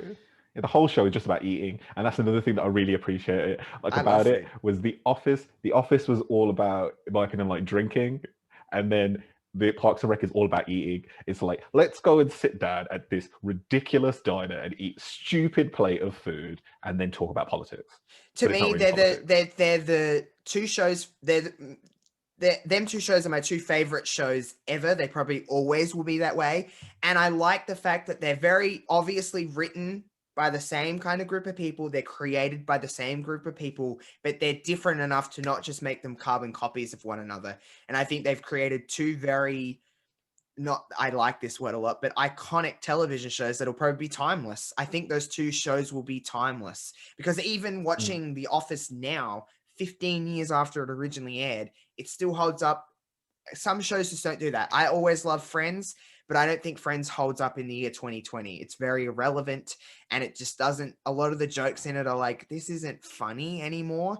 And I just don't think, it'll always be fantastic, always be a top, you know, one of the greatest sitcoms of all time, but Friends is not timeless. Seinfeld to me is not timeless. And I know some people will probably get angry at that because Seinfeld is Seinfeld, but The Office is timeless to me. Parks and Rec is timeless because I think they did a very good job in creating something that will live on forever. No, you know, there's always going to be an Office-like scenario. There's always going to be a Parks and Rec-like scenario. And I think they made it a perfect balance of like relevant then, and it'll be relevant forever. I think, in my opinion, anyway. That's just how I view it. I think you're absolutely right with that. Friends is a great show, and I will watch it every now and then. But you watch it sometimes now, and there are certain points where you're like, yeah, I watch it and I'm like, fly today. Like, not even that wouldn't fly today, but sometimes they'll do something and you'll be like, okay, that makes no sense. Like, that actually makes no sense. Yeah, because even now, like, you know, obviously being able to fix things with like a like a cell phone. Like the majority of Friends episodes were based on someone's leaving an answer machine message for us and we're trying to dodge it, like because we're not in the house. Like most episodes of Friends would fall apart because they just go, where is this person? Oh, we haven't seen them for months. Oh, hello. Oh crap. Or like I just It noticed was on very Facebook. much like, I'm not saying that like Friends is bad, because it's definitely not a bad show. It's just it's not as it's a pretty irrelevant in the terms of 2020. There's definitely some. It's very iconic and it has a lot of great episodes that I'm still like, haha, that's funny. It doesn't help that I've watched a lot of them like 40,000 times at this stage. Because when isn't Friends on some channel? By the way, I'll just Mate, say we get Worlds friends Up we get in that. friends here every single day, at least 4 times on one It's channel, just a like on marathon channel of it, and 5. it's just like, okay, Yeah. cool. But like, I'm not saying that I won't dip in sometimes and be like, haha. But there's just a lot of stuff in Friends. The concept of Friends, when you actually think about it, is pretty silly, because Mm, here's these people that are all living in New York City. They're not very rich, but they're living in these apartments. I don't know really how they're affording to live in New York City. And not only that, it's like it's just a very it's a weird concept when you actually think about Friends. it's a very of its time show, and I think Yeah, that's what I of its like it time. for. Is like you watch that show, and the second you put it on, this is the 90s. Like Oh, there's it no feels like doubt it just about feels like that. me. To Like me, it's this. just me as a child, and I'm just like, okay, I'm watching this with my mum. That's what I think about when Yeah, it romanticizes the 90s a lot though, and I think that's the danger of it. But also, it's cool that it still exists. Is that Oh, sometimes you definitely. look at it, It's sometimes you culturally look at a it. part of us all. We all, Oh yeah, everyone seems to own a Friends shirt, or everyone seems to own a Friends mug, or something of Friends. And we yeah, and always we always know Phoebe and Rachel and Ross. Like, it's who's the Ross to my Rachel, or who's the Rachel to my Ross. People are always mm, kind of searching for that. I mean, Jim and Pam do it better, but we won't go there. obviously, but they had boom people involved, and they never said they were on a break. Like Pam just did it out of spite. Like that's the. But yeah, But Friends, it's like Seinfeld, Friends, they will always hold up, like, in the sense of like they're gonna go down as some of the greatest television shows ever, but um they're just very then. And yeah, it's hard to say. and I think The Office and Parks and Rec shows like that will last on forever, but who knows? In 15 years, it might not. We don't know where the world's there's going. there's there's one thing that I wanted to, because obviously there is a bit of an age gap as you are 6 months older than me. Oh So when I yes, was, yeah, when you were a bit, when you were a bit younger, yeah. like the shows that are out there, I can remember like there's one thing that that I find really interesting and almost kind of good in a way, which is the shows that was seen to be like funny and like talking about Mhm. 70s and stuff, yeah, 70s Mhm. and 80s. I wasn't in there, but they were being rerun when I was younger, and they were like quite obviously of their time and had no place Mhm. here whatsoever. And those shows don't get rerun. Sometimes you'll see them on TV and you'll be like, oh, well, that wasn't a good Are idea you at the talking about time. shows like Cheers and stuff like that? No, I mean, like I'm going even further back. So Okay. something like no. So like something like Cheers, like that's still within like my cultural touchstone. So I'd Okay. say like if you're going back to like say 60s, 70s. So Okay. let's talk about something like I probably wouldn't even know uh them. well yeah no, but that's good because that means that they didn't hold. So stuff like Mind Your Language was a TV show over here. Well, exactly, it's a very niche TV show. But Mind Your Language was all about racial stereotypes. There was Okay. a show called Curry and Chips, which the whole premise of Curry and Chips, well, exactly, the premise of Curry and Chips was that I think it was Spike Milligan. So you might know Spike Milligan from the, yeah, exactly. Well, Spike Milligan was like I'm a a bit of baby. a, yeah, he was a bit of a surrealist comedian here in the UK. A lot of people probably know who he is, but with him, he was like browned up, so like essentially blackface, and then he would be teaching stereotypical like cultural, like so you'd have like an Indian guy, you'd have a black guy, and you'd have like a Chinese, but Yep. the exact like tokens, and he'd Yep. be teaching them English. So that was the show. Now, what was really interesting about that was over here, never got reran, never resaw it. Family spoke about it a lot. In Pakistan, they loved that show, and I mean unironically loved that show because it had some representation on it. That's all they wanted. And what I think is cool now is we get to see shows like Parks and Rec, where we have Aziz Ansari there, and he's not just the brown token. He's a fully formed character. He's just a Could be an character that annoyance. happens to be brown. Exactly. And you know what? That's like to kind of put into where you guys, like where you are within the cultural like timeline.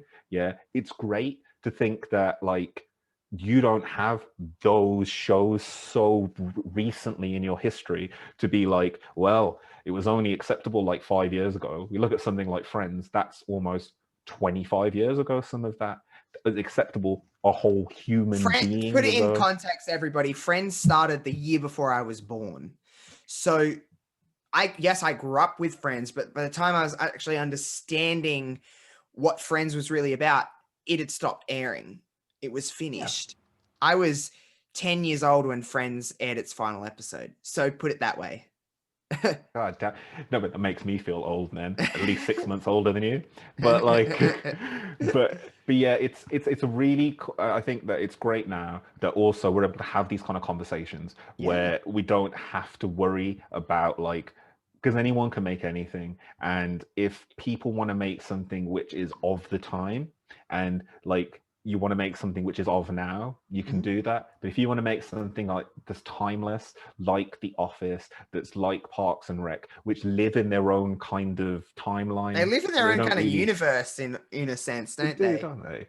Because Even even the in good. Parks and Did Rec, you we've ever seen watch? the future. Did you watch The Good Place?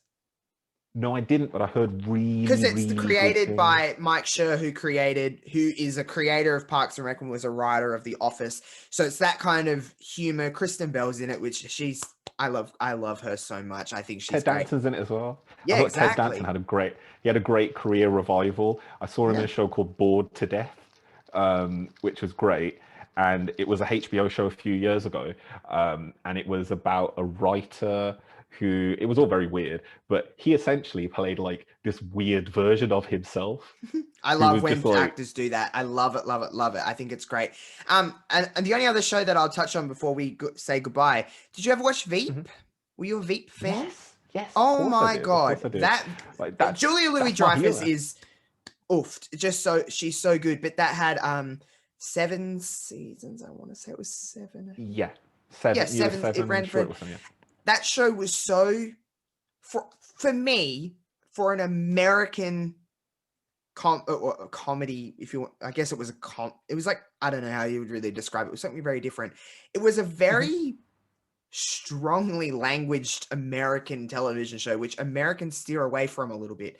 They said the C word in that show, and Americans don't like that word. I mean, we don't mind it because that's just, well, especially Australia, we don't give a fuck about that word. Exactly.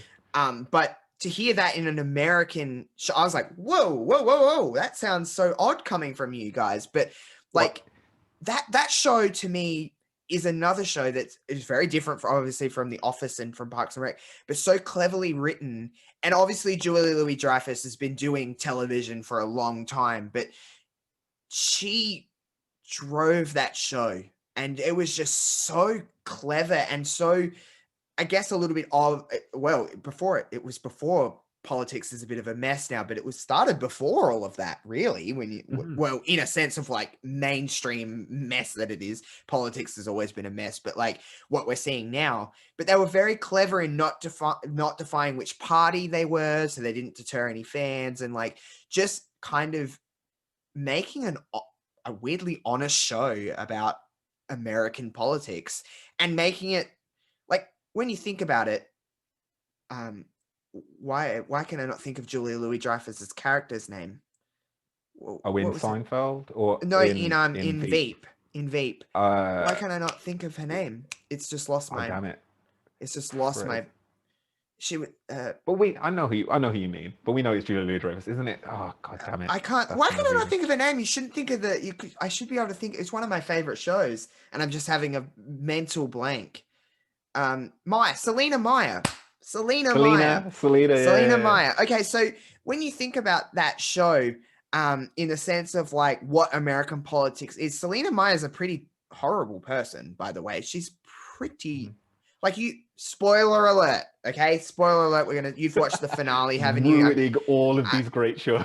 I'm assuming you've watched the finale and what happened at the Yes. very end and what she did to Gary. And it's like, oh my God, but she's an awful human being. But like, she is. It's weird that the show built in a way where it's like, we don't want to see Selena win anything, but also I want her to be the president. But like, obviously she became president by proxy, but she didn't win any election. But it was like a little part of me was like, you're so awful and you're everything wrong with what a politician should be. But it's like, why do I want you to win? It's like kind of like how weirdly American politics is played out in the last year or so. Well, that show, if you're looking for something similar, was obviously written by Armando Iannucci, who wrote the thick of it, who wrote a hell of a lot of satire when I was younger. He had a show called the Armando Iannucci Show. He's done loads of stuff for Spitting Image. Like he very is clever like, man. He's very satirist, like par excellence. I've always loved him, and the best thing about him, in like the thick of it, was a very sweary show. It always was, but that was just the kind of show like that. These people are not just all niceness and like going behind the scenes and going, oh, we'll go just. It's like they are sweary, they are angry, and like the as you kind of said, like with Veep, how they don't really say what party she's in, and they don't really. Yeah. That's all part of it because it can apply to anyone. And the really cool thing that I loved about Veep, of all the other shows, was that it's probably one of the most honest portrayals of American politics. Like you look at stuff like House of Cards and stuff. That's a dramatized version. This is more like what you'd expect to happen. Like, and like Amy, her chief of staff and her right-hand woman, basically, like going into the mental breakdowns. How many times do you hear stories of their chief of staff losing it and they've got someone else like on the drop of a hat? And like how Selena will just drop people. She doesn't give a fuck. She did not give a fuck about any of it. The way she does it as well, which is what I love about it, is like she'll be speaking to them face to face, and that's, I think, what's such a smart thing. And you're saying about how her being such a great character and it being well written, she'll be like, oh, I love you, I'll see you later on, and then she'll just close the door just ajar. She'll be like, get rid of them right now, yeah, they need to leave, I don't know who they are. And like the way that she treats Gary, like her bag, man, the way she treats her daughter, her handbag, exactly, oh literally my God, a handbag, and yeah, the way she treats her daughter. But at the same time, you can see it and you kind of root for her. It's definitely outside of her like normal character. Yeah. But you know, talking about swearing is like, if you watch her and you go back to her stuff in Curb Your Enthusiasm, she specifically spoke about wanting to do a show where she could say "fuck," and like she said, if anyone hasn't watched Veep and you're not into swearing, cussing, whatever you want to call it, I wouldn't recommend Veep for you, because every second word is fuck or that word that I won't say on a show. It's in there. It's in there but a lot. But it's good. And it gets you involved. But it's not just in there for like pop, you know, like like they're swearing. It actually makes sense in the context of what they're saying.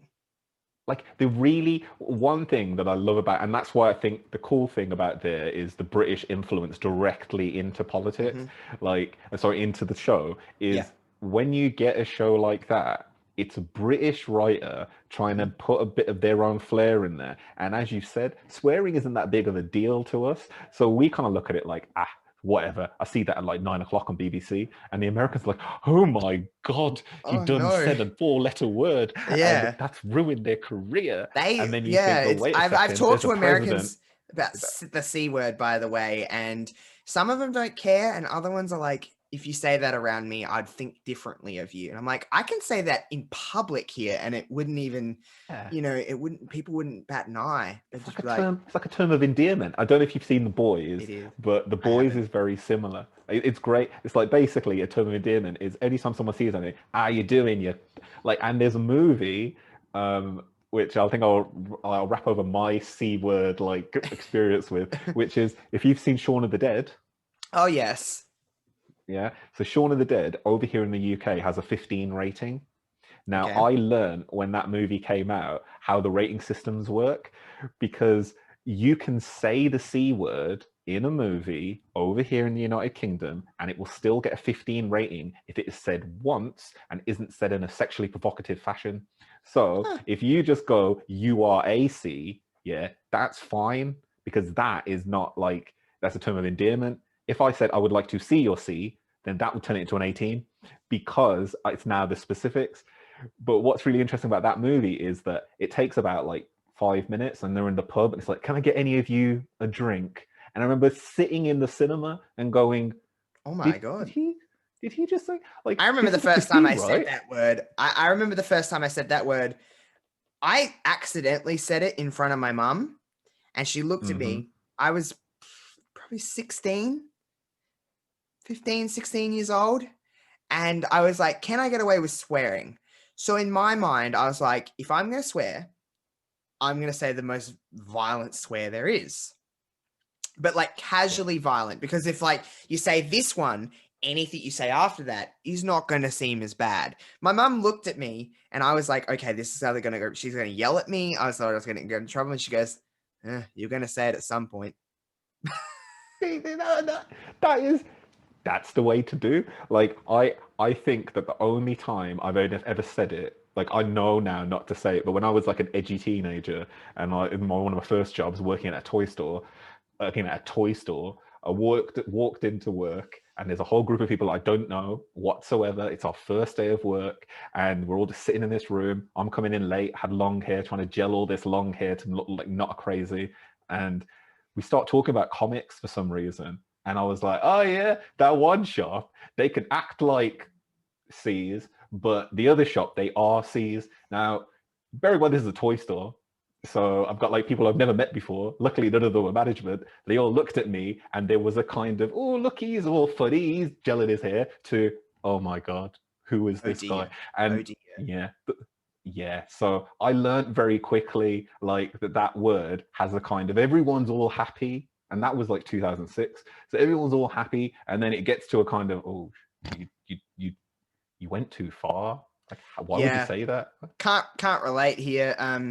It's very much like you call your friends that, and if we want to fight, you call them mate because it's going down. Like if I say, like, listen, mate, like that means like pull your fucking head in. But if I say, you know, how are you? That I could say that at work, and I don't think people would really care. I'm not even kidding. I'm not even trying to like over exaggerate how Australia say that word, but for the most part, it's just fine. It's not word, right? Swearing here is not that big of a deal. It's kind of just ingrained in all of us. And yes, everyone kind of says it. The only person in my life who I've never heard swear is my sister. And she's 21 and I'm sure she swears. I just don't know if she swears around family. It's the only person in my life that literally doesn't swear. I've never heard her swear. I don't know why. Just has never happened.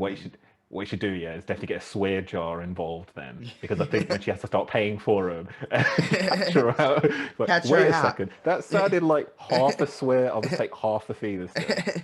But yeah, it's just kind of a part of us, I guess. But FOWL, let's wrap this thing up because I'm pretty sure if we just keep going, we're gonna keep going. And I'm like looking at the time and I'm like, I should probably head to bed soon. You know, it's like you're gonna run out of sleep and hard drive space. So I'm just kind of, yeah, exactly. My computer will probably like blow up or something like that. It's like too much FOWL. But it is always just so, it's just so fun to talk to you because I can literally just talk about literally anything and we can just find something to talk about. So first and foremost, thank you for being here today. And I'm sure everyone will be like, yay, FOWL's on. My numbers will skyrocket. It'll be like boom, like peak raw numbers. That's what I'm hoping for here, FOWL. So no pressure, but I don't know exactly. I can't tell you when this is going to air, so I don't know what you can and can't promote. But for the sake of it, where can people find you on socials if they aren't? I'll of course leave all your links below in the description. But where can people follow you on Twitter and stuff like that? Well, thanks, Josh. Again, like we started this in theory is a 3-hour show, but an hour of it hasn't been recorded, which is ironic because that's like the reason why the show existed, and then we didn't record it. But that's why we did all the boring stuff in the chat, though. All the real life stuff that y'all don't really need to hear. We were just kind of catching up on our lives and stuff like that. So. You don't hear that shit. But yes, you can find me. Hi. Oh, actually, let me do the proper thing. Hi, I'm FOWL Original. You can find me on youtube.com/FOWL Original Wrestling. You can also find me, wait a second. You can find me every week at Wednesdays at 5 p.m. Eastern, 10 p.m. UK time, where we talk about wrestling. You can also find me on patreon.com/FOWL Original. Also, I'm on Twitter at FOWL_original. Also, I do stuff on YouTube sometimes. But, That's why I like FOWL right there. That's why I like FOWL. It's because he just does stuff like that. And he's just, everybody listening to this, we'll take this full circle back to what we're originally talking about. Content creators, I know it sounds cheesy, but be yourself when you're doing these things. Turn yourself up a little bit, like me and FOWL do. We're not constantly like this all of the time, but like turn yourself up a little bit and just, it doesn't matter what you're talking about. It could be the most boring thing in the world. You could be talking about, I don't know, a coaster. Anyone can make a coaster interesting if you really try. If you really put your own spin on it and make it yours, the context doesn't matter, in my opinion. So any content creators that want some advice from people that have been doing it for a little while, and we're not saying we're the best, we're not saying we're the worst, but we have experience in this field, just try and make it. It does not matter what you're talking about. Literally anything. You could have a podcast about ice cream. I'll listen to it if you've got a good personality, because it kind of becomes whatever. And if you want a name for it, yeah, it's free for me. Call, can I lick it? Yes, you can. And that's perfect. Look at that. See? You just got a free name for a podcast. Make it your own. I mean, and I guess, FOWL, now the goal is, so I'm going to have many more conversations with you until I'm at this spot, but I'm going to be the next Renee Young. So watch this space, I guess. I can't, you know what? Yeah, you say that with in jest. Like, I think that, and a lot of people say this, I always put over Josh, is that you are like getting there. You can, like, with the advice you just gave about content creators, it's, yeah, we're not good, we're not bad, we're just content creators. There's a wrestling reference for you. But the cool thing is that you make it your own and you do what you want to do. You have fun with the things that you do, and you just get rid of the things that you don't. Don't do things just because everyone else is, because you'll never make your own mark. And the way that it's moving so fast now is someone like Josh is doing this now. Someone like What FOWL. is, as I said, like FOWL. exactly. Someone like See, you, the thing. FOWL. No, is that you are doing good stuff, yeah?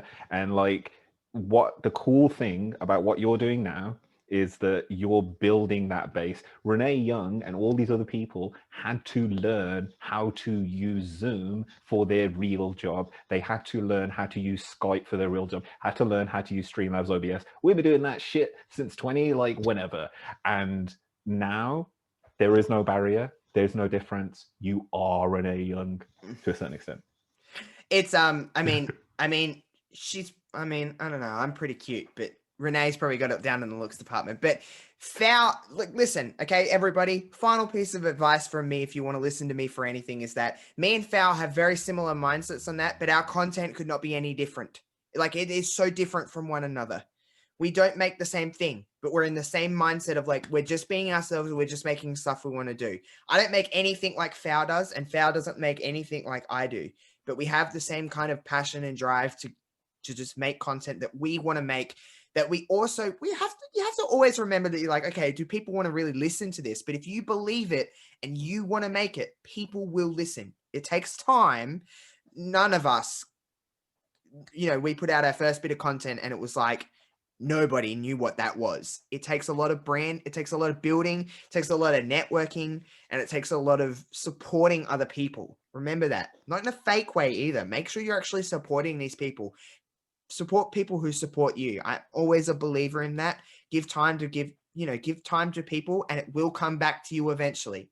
It does take time, but just make stuff you want to make and make it yours instead of just being another Raw review. There's plenty of them that do it way better than you will ever do. Just remember that. So if you can take any advice from that. But I'll, of course, talk to you guys in my outro. But a big round of applause to FOWL. He's a wonderful, wonderful person. So just thank you very much, FOWL, for being here. And I'll talk to you guys in my outro in a minute. So peace out, everyone, from me and FOWL. Thank you. FOWL is just one of the best people that I know in this world that we're kind of in, and he's just what a wonderful chat. We just talk so many avenues of things and just the basis of what this show is really about. If you like this show and you're watching on YouTube, a thumbs up, a comment really does go all the way, as well as a share on social media to get it out to as many people as possible. All my links, of course, and FOWL's links are in the description below. The easiest way to find me is on Twitter at JoshRobinson00, and of course on Twitch, twitch.tv/JoshRobinson00. We're into the Christmas season, so I'll be probably on and off streaming. But the actual week of Christmas, I'll probably be a little bit like not streaming because of work. But Christmas Day and stuff like that, other than seeing my family, I'll be home. So maybe some Christmas Day streams. It's going into the new year. Who really knows what's going to go on? So all exciting times. All exciting. Until, of course, next Monday, right here on Are We Recording Yet? I will see you on the next one. Stay safe, everyone. Stay safe, everyone. We got there.